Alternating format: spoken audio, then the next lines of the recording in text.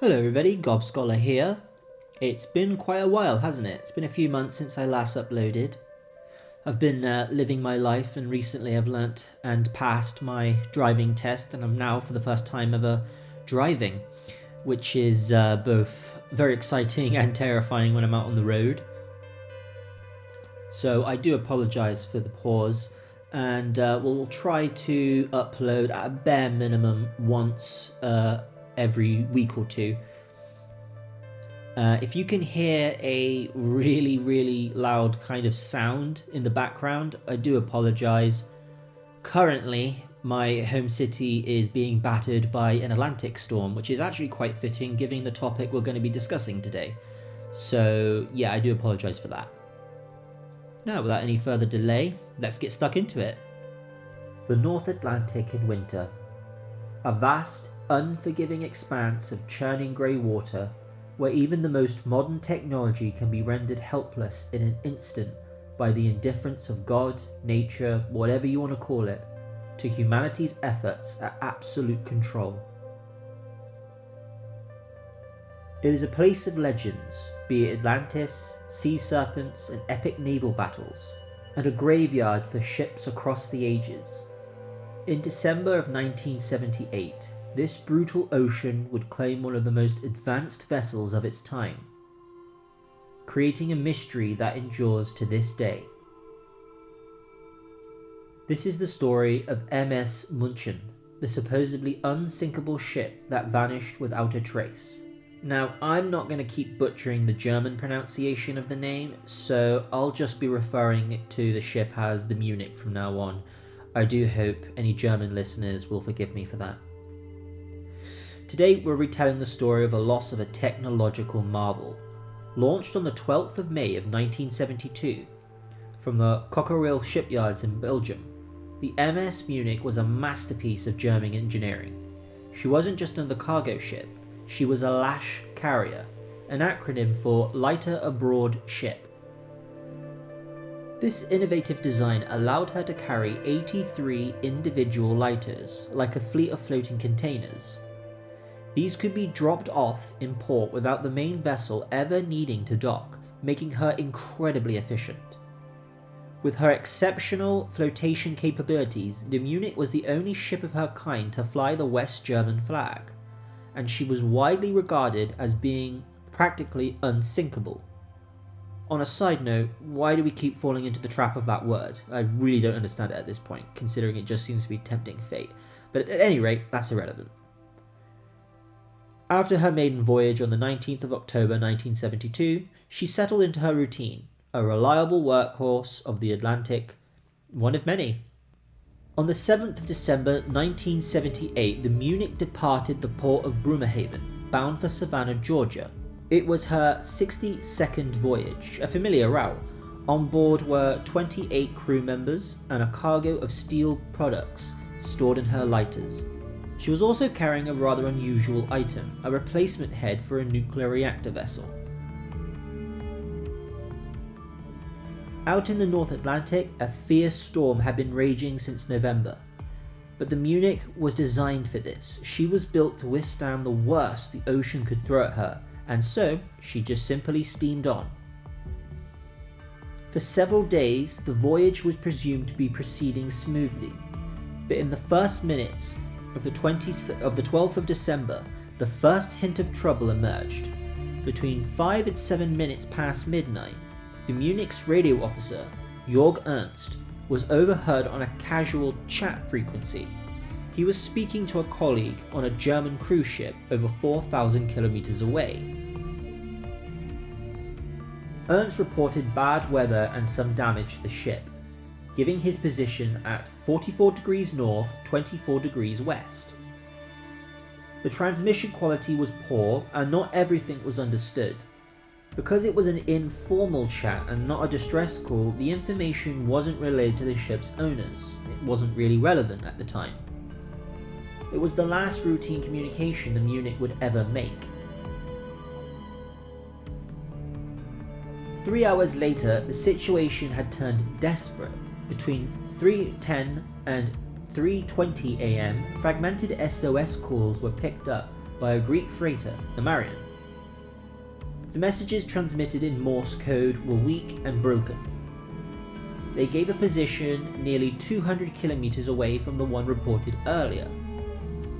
One terrified fragment was understood: 50 degrees starboard. This could only be interpreted as the ship having a catastrophic 50-degree list, a position from which recovery would be almost impossible. Then, from 4:43 a.m, automatic emergency signals from the Munich's radio buoy began broadcasting. The calls for help continued until 7:30 a.m, where they abruptly stopped. At 5:30 that evening, with the Munich long overdue for its next report, a massive international search and rescue operation was launched, coordinated by Her Majesty's Coast Guard at Land's End, Cornwall. The search area was being battered by hurricane-force winds, hampering the efforts of the first aircraft on the scene, an RAF Nimrod specifically. The next day, the 13th of December, the search expanded. Aircraft from West Germany joined the hunt, along with 6 ships, all scouting the violent seas. And then, another strange message. A Belgian radio amateur in Brussels, Michael Sinnott, picked up a voice transmission on an unusual frequency.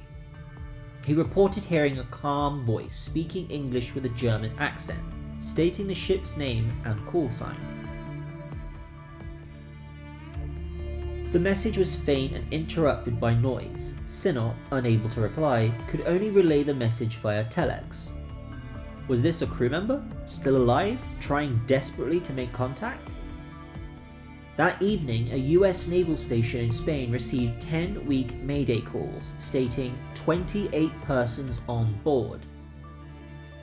The messages may have been pre-recorded and sent automatically. Munich's call sign, DEAT, was also heard in Morse code. The Dutch salvage tug, Smite Rotterdam, diverted to the area and was appointed the on-scene commander, coordinating a fleet that would eventually grow to over 100 ships and 16 aircraft. On the 14th of December, the first signs of the ship were found. The freighter King George picked up an empty life raft. 3 of the Munich's lighters were also found. Over the next few days, the grim discoveries continued. More empty life rafts, life belts, life vests. And on the 17th of December, the ship's emergency radio buoy was recovered by the vessel Dusseldorf Express. But of the 28 souls on board, there was no sign. On the 20th of December, the international search was officially called off. The West German government and the ship's owners, Hag-Pog Lloyd, I do apologise if I butchered that, continued for 2 more days, but they found nothing. The last piece of the Munich ever recovered was found 2 months later, on the 16th of February 1975. It was the ship's starboard side lifeboat, found floating, badly damaged, completely empty. This lifeboat would provide the most crucial clue, especially in later years. It normally hung 20 meters, that's 66 feet, above the waterline. The investigation centered on the steel pins it found it was hung from. They were bent not by vertical force, but from forwards to backwards.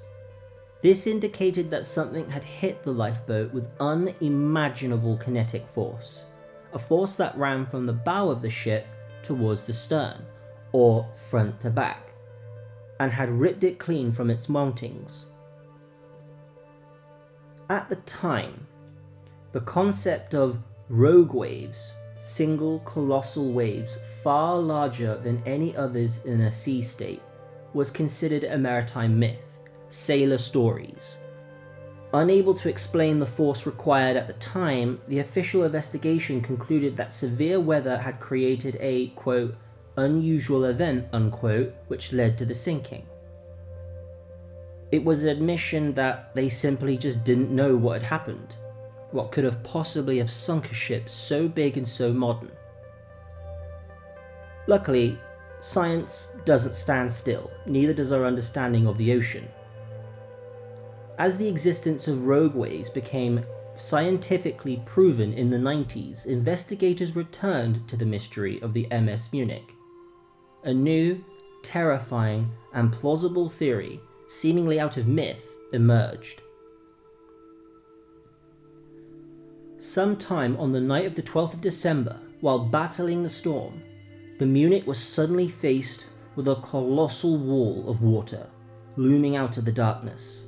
A rogue wave estimated to be between 24 to 30 meters high, that's 80 to 100 feet, came right towards the ship. The ship would have ploughed straight into the Truge in front of it. Before she could rise, the wave collapsed on top of her. This colossal force would have smashed into the bridge, 20 meters above the sea, breaking the windows, flooding the control center, and wiping out all control and communication systems. The same force tore the starboard lifeboat from its divots, bending the steel pins just as the investigators had found back in the 70s. Having lost her bridge, steering, and likely her engines, the Munich would have been dead in the water, no longer able to keep her bow pointed into the storm. She would have been forced broadside into the mountainous waves. She seems to have remained afloat for a number of hours, a crippled, silent vessel drifting into the storm. This would explain the scattered positions and later weaker distress calls. Eventually, the relentless pounding of the waves, or perhaps, if they were truly that unlucky, a second rogue wave, would have hauled or capsized her. She would have succumbed to the flooding and slipped beneath the waves into the abyss and into history. The MS Munich, a pinnacle of modern shipbuilding, was simply overpowered by a force of nature once thought impossible. Her 28 crew members were all lost, and her ship became a ghost. Her final resting place remains one of the great undiscovered secrets of the deep. It's a permanent monument, silent and unseen, to the awesome and humbling power of the sea.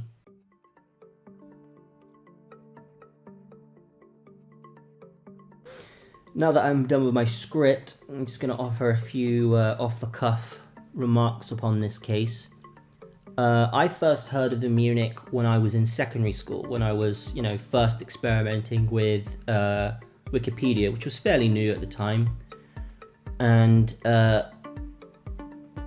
it always struck me that something so modern and so big could just simply disappear. Usually when I look up, mysteries of the sea and ships that vanished, there always seem to be ships before the 1950s. Most ships after that, at least as far as I know, that disappear are usually things like fishing trawlers and that type of thing. It's not uncommon for ships like that to disappear. But for something as big as a last ship to just disappear, no clue as to what happened, it always struck me. And I was lucky to be born in a time where rogue waves were going from pure myth to myth with a factual basis. And that's another thing about this story. It tells you essentially what myth really is. Most people today often use the term myth to be synonymous with fiction or lie or something like that. That isn't actually what a myth is. A myth can be true or it can be false. More often than not, it's often an embellished story surrounding something that is hard fact. A rogue wave, I would argue, is a very good example of that. We thought for ages, that old guy at some sailor's tavern talking about a wave so big it could crush a ship was pure nonsense. Nothing any rational man would ever take seriously. But no, a rogue waves definitely exist in the middle of the ocean, and they can strike even when the ocean is perfectly calm, according to data. That's utterly terrifying. I recommend, if you're interested in rogue waves, you look into the science of rogue waves, about how they formulate. There's still a lot we don't particularly know about it. We've accepted that they are absolutely a verified, real phenomenon. They've been recorded as of 2026. and it's very fascinating. It's a good example of something mythic being real, and I find that quite humbling. But yeah, I hope you enjoyed this video.